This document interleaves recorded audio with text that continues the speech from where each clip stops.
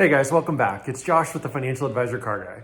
This week we're going to talk about EVs and the electric car market. Now, as many of you know, about a year ago, my wife and I purchased our first electric vehicle. We bought a Ford Mustang Mach-E.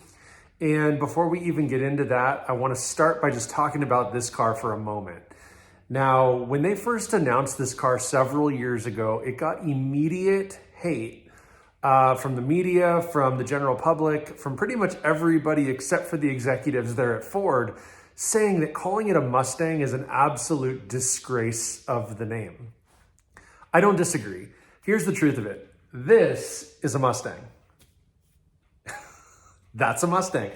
A, bigger four-door SUV style or crossover style vehicle should never have had the Mustang badge. It should never have been called a Mustang from the start. And I think still today, people look at it and they, disagree with the idea of it being a Mustang. And I own one. Here's the truth of it. I would completely agree. I do not consider it to be a Mustang. I don't call it a Mustang. I call it a Mach-E. I don't know why Ford just didn't call it a Mach-E if they had to call it something like that at all. Why in the world would you name it a Mustang? They're talking about doing the same thing with Chevrolet, doing a Corvette spinoff and having a Corvette SUV. Now, I'm sure it would sell great and you're going to get a lot of Chevy fans that are going to have to own it and will run out to buy it because it's going to be a very high performance SUV. Why would you call it a Camaro? I'm sorry, why wouldn't you just call it a Camaro if you're going to do something like that at all? Why would you call it a Corvette? A Corvette is the pinnacle of the Chevrolet line, and to cheapen it by broadening what they offer under that name, I think they're going to make the same mistake as Ford. And you're going to always have people that are going to criticize it and suggest that it was a bad idea. Now, if they had just called it a Mach-E and dropped the Ford name, or not Ford, obviously, dropped the Mustang name, I feel like the reception of the public would have been a little more accepting. There's electric vehicles across almost every auto manufacturer now. And so they're becoming much more widely adopted.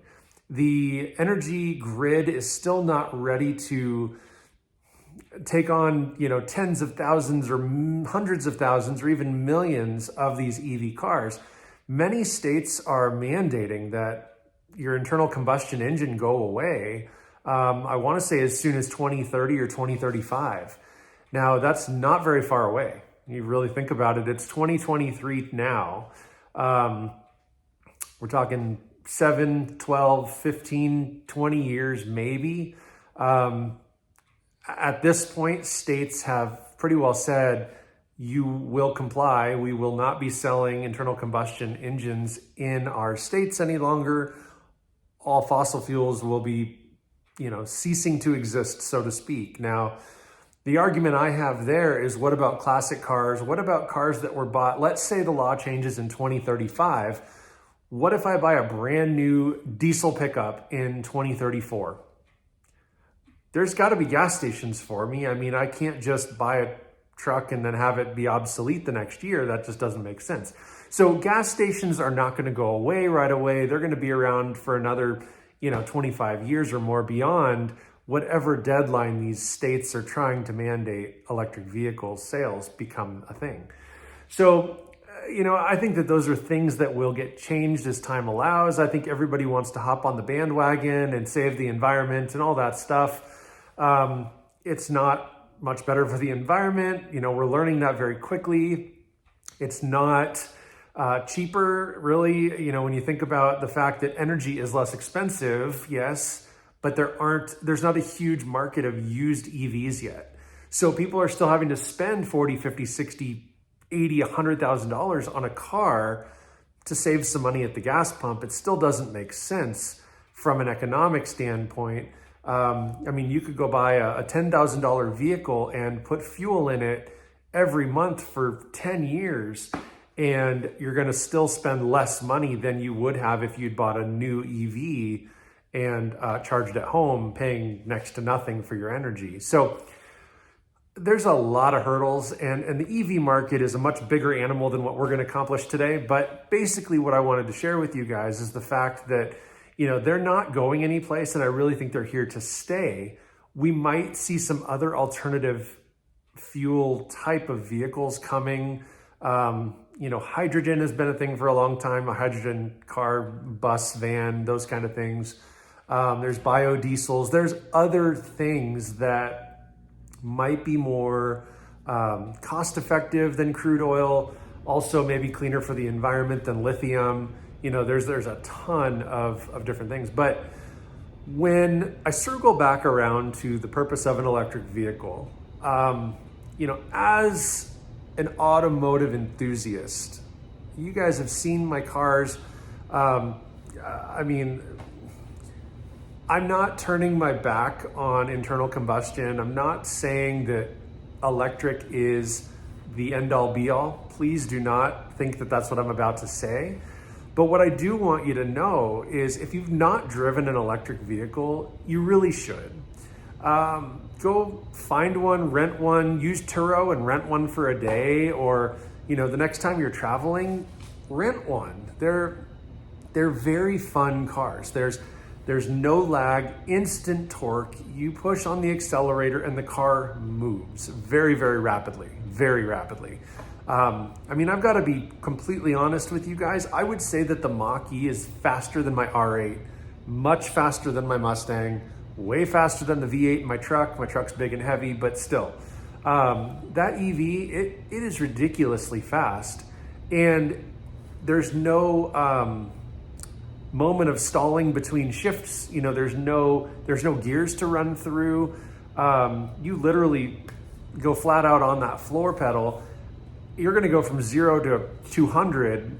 If nothing's in front of you and you're on a big open spot, you can go very fast, very quickly, and it's perfectly safe.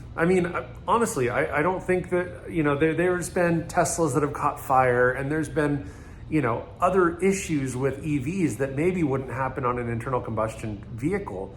But truth is, car fires happen all the time. Accidents happen all the time. Whether you're driving an EV or not, that doesn't matter what kind of car you're in.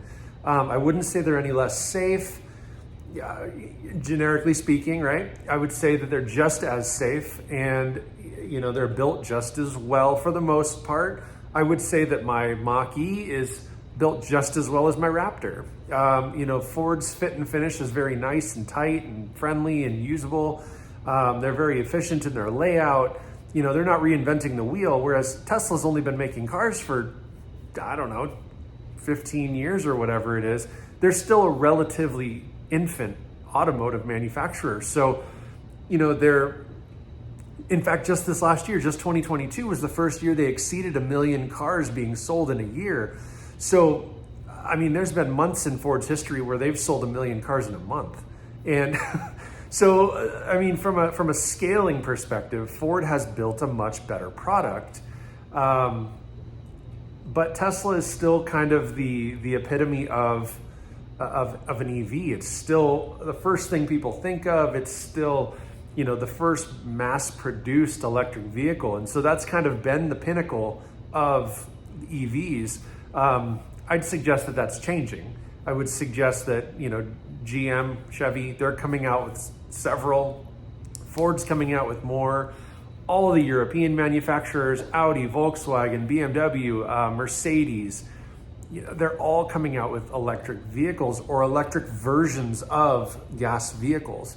So, I think the market's going to change a little bit more. I think we're going to start to see more used vehicles that are EV. Driving down the road, if you stopped at a car lot, you'd be really lucky to find one used electric vehicle. People are not replacing them yet. They're not, so that's going to be a bit of time before we see a huge secondary market for EVs. And as of now, they're holding their value pretty well. If you remember last week's video, we did a whole Kelley Blue Book walkthrough, and I used the Mach-E as my sample car. It's depreciated only like 6 or 7%. We've driven it for a year and 8,500 miles now. So it's really fascinating to me that, they're holding their value. They're getting better as technology advances.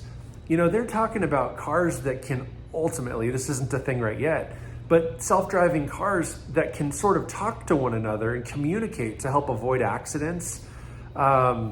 I mean, those kind of things are really technologically advanced. And as cool as my R8 is, it's never going to tell the school bus that I'm cruising up behind it at 50 miles an hour, right? It's just not going to do those kind of things. Whereas, some of these more interconnected electric vehicles have the capability and the processing power and all that stuff to do some pretty fascinating things that still are not yet real things, but conceptually, there's no reason they can't get there. So, for what it's worth, EVs have a lot more potential. Even gas-powered vehicles can ultimately communicate with another one should that technology arise. But from the standpoint of how cheap it is to plug your car in at home and charge it, and charging is getting faster, the battery capacities are growing, all these things. If it didn't have the Mustang badge on this thing, I would tell you guys should go buy one. I'm not a spokesperson for Ford. I'm not being endorsed or sponsored by Ford. We just enjoy it that much. It's been a very, very good car. We feel safe. It's very, you close the door and you feel secure. It doesn't feel cheap and plasticky. I've heard that a lot about Tesla. The fit and finishes on a Tesla aren't as good. There's panel gaps and, things break or they're cheap plastic. The lists go on and on. You can Google quality build or quality control on a Tesla and you're going to read all sorts of news about how imperfect most of those cars are. Again, it's not the same. They don't have the same longevity and experience. Ford has been around decades, nearly 100 years Ford's been around, and they just don't have the problems that an infant car company would. So give yourself an opportunity to drive an EV. I really don't think you'll regret it. You might miss the sound of a roaring V8 or a V10. Gosh, that's my biggest complaint about the EV, but truthfully, the power is there. The comfort is there. It is quiet inside the cabin. They have every creature comfort you could want. Exceptionally efficient. I mean, I turn on the heated seats in my truck and it takes 10 minutes, I would say 10 minutes for those seats to heat up. In an electric vehicle, everything has power instantaneously. I mean, from my phone, I can start this thing. I can turn the heated seats on and walk out to the garage and those seats are hot. There's no delay. It's amazing. The technology is so ahead of its time. And you can buy it in any platform you want to. You want an electric car? Great. Truck, they have them now, right? SUVs, boom. There's several to choose from. And they're getting cooler looking too. They're not looking as gross. I would say some of the real early electric cars were much more primitive looking. They tried to look futuristic, which actually backfired and made them not look good. But fast forward to today, I honestly think that this Mach-E is a very handsome car. A lot of people say it's hideous. Honestly, I think the only reason they say that is because they're comparing it to a Mustang. It's not a Mustang, folks. I'm sorry it has a badge on there, and I apologize for Ford because they made a bad decision, but it is not a Mustang in any way, shape, or form. It has some styling cues, but it is not a Mustang. I will be first to say it. I'll say it to Ford's face. Ford, if you're watching, your Mach-E is not a Mustang. You made a mistake by calling it that. But otherwise, it's a fantastic car. And I would encourage everybody to get out there and try to drive one, enjoy one. Even if you just sit in it, again, you're gonna feel the quality. It's a great vehicle. And I just wanted to put out any, arguments, so to speak, that are out there. Look past the Mustang badge, just look at the vehicle as a whole. I'd tell you it's actually very attractive. It's got stunning lines, I think. It has very, very few similarities to a Mustang, enough the taillights kind of resemble, a modern day Mustang. They use the sequential pattern on the blinkers and all those things. I mean, there's little cues, really. But if you took off the Mustang badges and just had a Ford Mach-E, honestly, I think more people would love it. I really think it would sell better. I think that its value would maintain better if there's more of a demand. They're already building at capacity. I mean, there's wait lists for these things for a long, long time. So if you find one on your local dealer's lot, it was either something that was ordered and then never picked up, never took delivery of. The person maybe changed their mind or backed out or bought something else while they were waiting. So that's going to be your best bet at getting one, or at least sitting in one and driving one. That's how we lucked into ours. We knew exactly what we wanted. We had called several dealers. Two things had happened. One, we were going to be put on a 6-month or longer wait list. The second thing that was happening is every time a dealer advertised that they had one in stock, we would call on it and it would already be sold. The closest we got before we bought this one, the closest we got was, it was the exact car in the exact color of this one, the red, but it was currently on a test drive with the person who ended up buying it. So we basically said, hey dealer, please call us back if they don't take it home. Well, they did call us back and they said, yeah, they test drove it and took it home. Would you like to put your name on an order form list? No, we don't. We're going to find one. And just another couple weeks later, we did. So we didn't have to wait super long. A couple of weeks versus, 6, 9, 12 months. No thanks. So anyway, that's all I got for you guys. Please comment down below. Let me know your thoughts. What do you think about the EV market? What do you think about the Mach-E specifically? Do you love it? Do you hate it? Would you change anything? Let me know if you've driven an EV. I'd never even sat in one prior to buying this one. I'd never been in a Tesla, and I have friends that have Teslas. I had never been in one or driven one. And so I love it. I do. There's things that you compromise. You don't get the roaring V8, the great exhaust. You don't hear the rumbling of the engine, right? Not just the exhaust, but the motor running. You don't hear that. It's dead silent. And honestly, I'd say that there's something to that. That's actually kind of a nice thing too. So I have the best of both worlds. I appreciate you guys for watching. Thank you so much. Like, subscribe, but most importantly, remember, may every investment you make be a good one. Till next time.